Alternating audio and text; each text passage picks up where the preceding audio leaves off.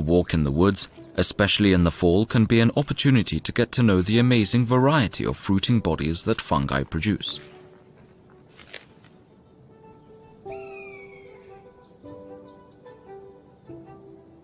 Our attention is especially drawn to the so-called larger fungi, otherwise known as macrofungi. Their fruiting bodies can be seen with the naked eye.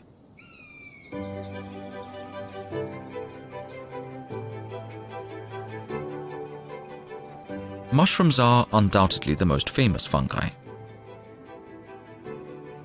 Their fruiting bodies vary greatly in size and color.